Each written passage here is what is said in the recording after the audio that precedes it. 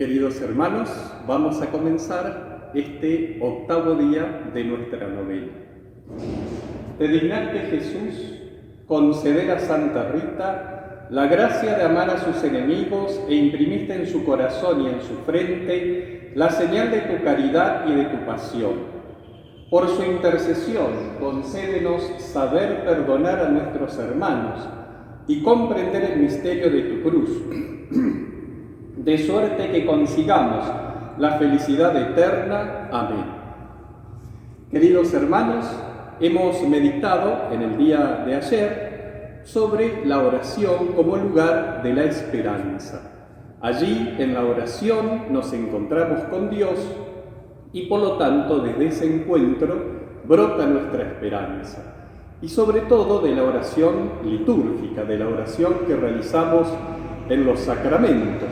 Porque en la oración personal Dios nos escucha, pero en la oración sacramental Dios nos habla. Es Él el que se dirige a nosotros y el que nos acompaña con la luz de su palabra, con los gestos de su amor, nos acompaña en el peregrinar de nuestra vida. Y desde allí entonces podemos encontrar nuestra esperanza, la esperanza con mayúscula. Ahora vamos a tomar un texto de la primera carta del apóstol San Pedro, en el capítulo 2, del versículo 21 al versículo 25. Dice así: A esto han sido llamados, porque también Cristo padeció por ustedes, y les dejó un ejemplo, a fin de que sigan sus huellas. Él no cometió pecado, y nadie pudo encontrar una mentira en su boca. Cuando era insultado, no devolvía el insulto, y mientras padecía, no profería amenazas. Al contrario, confiaba su causa al que juzga rectamente. Él llevó sobre la cruz nuestros pecados, cargándolos en su cuerpo, a fin de que, muertos al pecado, vivamos para la justicia. Gracias a sus llagas, ustedes fueron curados, porque antes andaban como ovejas perdidas, pero ahora han vuelto al pastor y guardián de ustedes. Palabra de Dios, te alabamos, Señor. El segundo lugar donde podemos adquirir la esperanza es el dolor y el sufrimiento. Esta realidad a la cual el hombre siempre busca escaparle, sin embargo, está siempre presente en nuestras vidas. Hoy el mundo nos lo muestra, ¿no es cierto?, con una claridad meridiana, cómo el dolor y el sufrimiento es considerado verdaderamente como un castigo, como algo que debe desaparecer. Y así, frente a los dolores de la vida, aparecen un montón de realidades que quieren calmar ese dolor, que quieren evitar ese dolor.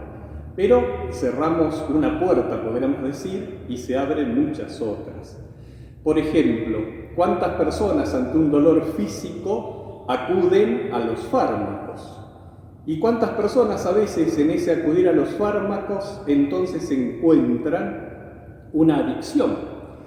Y lo que era justamente quitarles el dolor físico se convierte en un nuevo dolor. Se han hecho esclavos de una pastilla, se han hecho esclavos de una sustancia.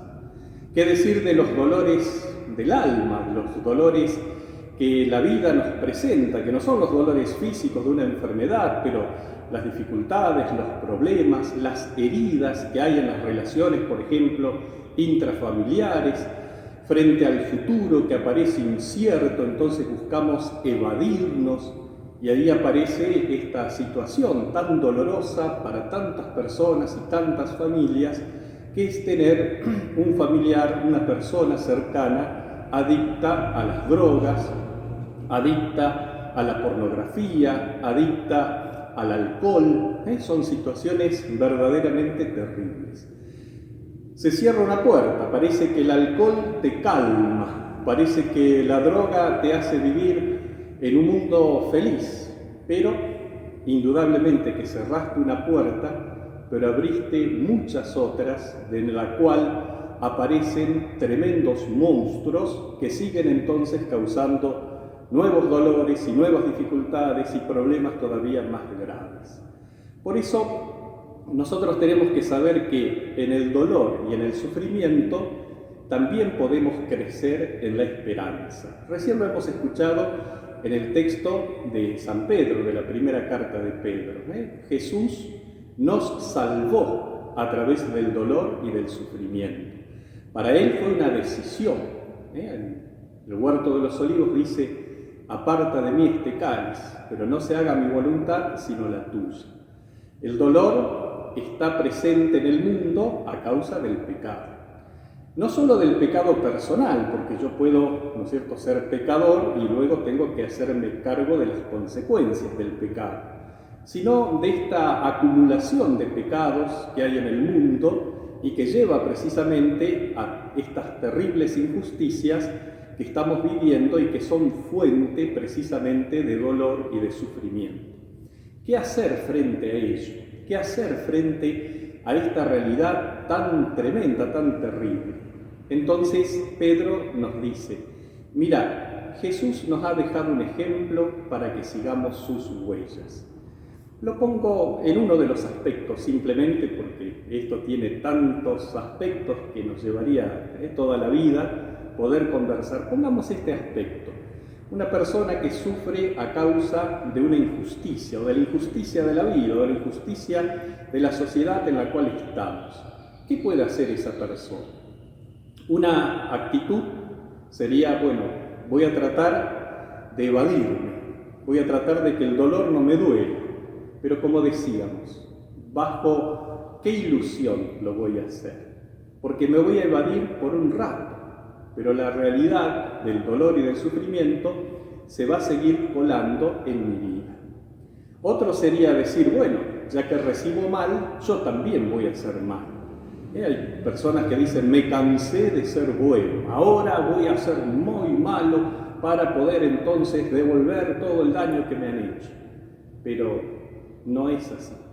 El dolor y el sufrimiento siempre te van a visitar, y no hay cosa peor que cuando uno cae en la cuenta de que nosotros mismos hemos sido causa de dolor y de sufrimiento para otro. Ese darse cuenta de eso verdaderamente a veces nos abruma, porque el dolor del otro, el dolor del sufrimiento del otro, y sobre todo si es alguien cercano, entonces nos conmueve tremendamente. No es así como voy a calmar mi dolor y mi sufrimiento. Si me han hecho daño, yo también voy a hacer daño. No, sino que otra podría ser, ¿no es cierto?, decir: bueno, yo he sufrido una injusticia. Todo esto me causa un profundo dolor. ¿Qué puedo hacer yo? Y puedo hacer el bien. Puedo tomar justamente el camino de Cristo. Cuando Cristo sufre en la cruz, injustamente condenado, cruelmente torturado, sin embargo, ¿él qué dice? Yo no voy a devolver con la misma manera, con la misma moneda. Yo voy a realizar o recorrer otro camino, el camino del amor, el camino de la entrega. Y es allí donde el dolor y el sufrimiento y hasta la misma injusticia se vuelve justicia, porque es ofrecido ese dolor, ese sufrimiento, es ofrecido a Dios. En tus manos encomiendo mi espíritu, dice Jesús en la cruz. Lo insultaban, nos decía San Pedro, pero no devolvía el insulto. Esta realidad es extraordinaria porque Jesús, ¿qué es lo que hace? Rompe con la cadena del dolor y del sufrimiento. Cuando Él dice: yo recibo dolor, yo estoy en esta situación verdaderamente injusta, pero como yo ahora amo, no voy a causar dolor y no voy a realizar una nueva acción injusta que siga prolongando la cadena de dolor y sufrimiento. Cuando el dolor y el sufrimiento es asumido y ofrecido en el amor, se corta la cadena del dolor y del sufrimiento. Jesús dice: a partir de mí, a partir de la cruz, a partir de esta entrega, ya el dolor y el sufrimiento se han convertido en amor. Y por lo tanto, ese dolor y ese sufrimiento también para la persona es causa, precisamente, hasta de gozo y de alegría, en esa entrega generosa, que, recordemos, la vida de Jesús no termina en la cruz. La vida de Jesús se plenifica en la resurrección, porque el amor es precisamente vida. Y el amor vence a la muerte, y desde esa realidad nosotros también estamos seguros que si nos unimos a Cristo, también vamos a vencer el dolor y el sufrimiento. Queda también el dolor y el sufrimiento de los demás, que debemos acompañar. Allí hay dos palabras muy hermosas. Una palabra es la consolación, una palabra que dice: en la soledad estás con alguien. Vos estás con alguien acompañando en la soledad. El dolor y el sufrimiento no se puede transmitir. Lo que a mí me pasa, lo que yo sufro, el otro no lo puede sufrir en sí mismo. Es cierto que si una persona, por ejemplo, ha perdido un familiar, puede entender a otra persona que le ha pasado lo mismo, pero cada uno lo va a sufrir de una manera totalmente diferente. Por eso el Señor nos invita no solo a que nosotros ofrezcamos nuestro dolor y nuestro sufrimiento, sino que nos ofrezcamos al que está en el dolor y en el sufrimiento, justamente con el consuelo, acompañar a esa persona en la soledad de su dolor, pero que ahora, ya compartido, ya en ese camino de consolación, entonces vamos a poder paliar de alguna manera ese dolor y ese sufrimiento, porque ya el consolar es amar, y en donde está el amor, donde empieza a nacer el amor, entonces también huye el dolor. La otra realidad es no solo el consolar, sino verdaderamente el sufrir, el compadecerse, padecer con el otro. En la encíclica que le hacía referencia del Papa Benedicto sobre la esperanza, él allí hace una pregunta muy inquietante. Es esta, dice: el otro, ¿me importa a mí de tal manera que yo sea capaz de convertirme yo en un sufriente para poder acompañar, para poder estar, para poder compadecerme con el otro? La compasión es un gesto verdaderamente humano, que nos engrandece como seres humanos. En la modernidad se dice que no hay que tener compasión, que la compasión es una debilidad. Todo lo contrario, la compasión es la fortaleza. Es ser capaz de renunciar a mí mismo para poder entonces ayudar y acompañar a aquel que sufre. ¿Por qué? Porque considero que el otro vale la pena, que el otro merece que yo lo acompañe, y que si esto significa para mí un desprendimiento, un dolor, un sufrimiento, vale la pena. Nuestra Santa Patrona lo vivió siempre, pero lo vivió de una manera especialísima en los momentos difíciles de muchas personas. Ella, como religiosa, comenzó también a acompañar a aquellos que en aquella época, por distintos motivos, algunos verdaderamente maleantes y delincuentes, y otros, por las injusticias propias de la vida, tenían que padecer la cárcel. Y ella los acompañaba, ella se compadecía, ella los consolaba. Y para ella significaba un dolor, un sufrimiento de ver, ¿no es cierto?, no solo el mal que operan las personas, sino también las consecuencias del mal. Y ella se anima a consolar y se anima a compadecer. Fíjense el detalle, que muchos de ellos la llamaban a Santa Rita mamá, precisamente porque a través de su amor les hacía presente el amor verdadero, el amor que transforma todas las cosas. Así es como nosotros queremos vivir nuestra esperanza y la queremos aprender. Cuando te visite el dolor, cuando te visite el sufrimiento, acordate, Jesús nos dejó un ejemplo. Y el ejemplo es el amor. Cuando veas sufrir, cuando conozcas a alguien que está en esa noche oscura, precisamente del dolor y del sufrimiento, acercate, compadecete, consolá, que allí también va a estar toda tu riqueza y tu grandeza, porque Dios es amor.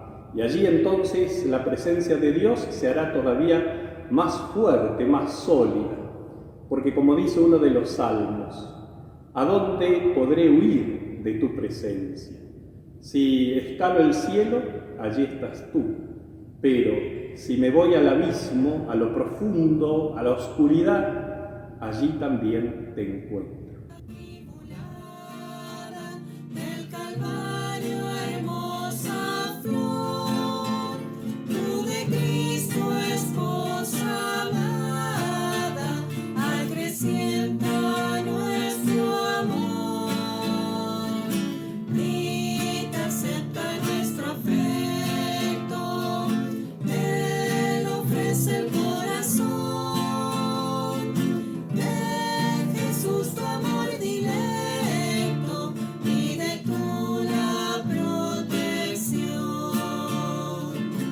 Dios nuestro, que otorgaste a Santa Rita la gracia de seguir gozosamente a Cristo en una vida de pobreza y de humildad, que ofrezco todos sus méritos, particularmente su paciencia y su penitencia.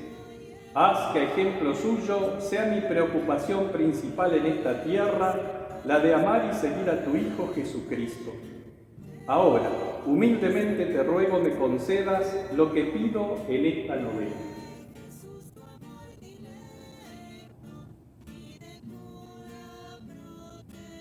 Si es para gloria tuya y bien de mi alma. Amén.